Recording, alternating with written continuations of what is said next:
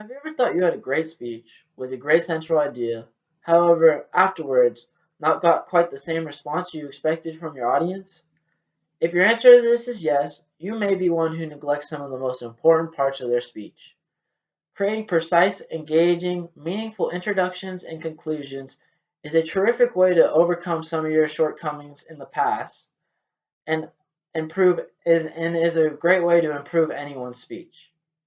Being able to create a great intro as well as a memorable conclusion helps set the tone for the rest of your speech and also determines what will be remembered by your audience.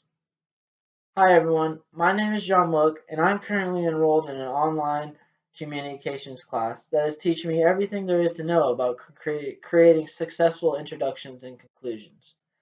In this speech, I'm going to go through some of these processes and some of the tips I have learned throughout my journey and dedication to learning these skills. The first step of creating a purposeful introduction is to get the audience's attention right off the bat. This can be done numerous ways. I normally lean towards asking a question to get my audience's attention right off the bat. However, you could tell a funny joke, share an interesting story, reference a historical event. The list really goes on. However, you really want to remember the first line should be used to gain the audience's attention. Next, you want to give the audience a reason why they are listening to you. At this point, you have the audience's attention. Now your goal is to keep it. You do this by giving them motivation to listen to the rest of your speech. For example, in this speech, after I had gained my audience's attention, I quickly went into the reasons why some people may feel like they have a great speech, however, their message never really comes across to their audience, and what I can do to help show them how to fix this. After this, you want to introduce the subject of your speech and establish your credibility. You want the audience to know what you're going to talk about in the rest of your speech and what they're going to be listening to. You also want your audience to know you are knowledgeable and credible on the topic you are going to present upon. I normally do this by sharing my resume or sharing my personal experiences on the topic. Somewhere where you're establishing your credibility, not at the beginning of your speech, you want to say your name. For example, hi, my name is John.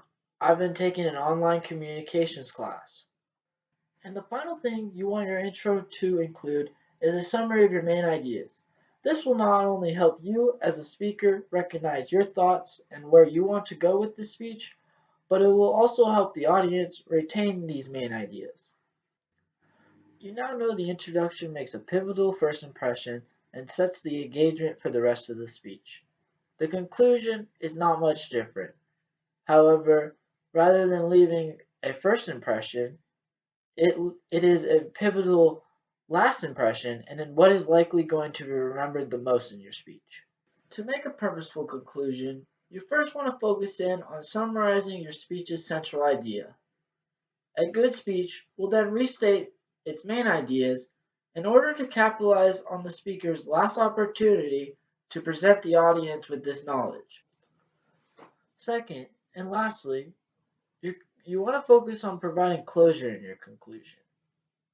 As a speaker, you do this by giving nonverbal cues such as the words finally, to conclude, all in all, or nonverbal cues such as slowing the rate of your speech down or making a dramatic move that might signal the end of you speaking.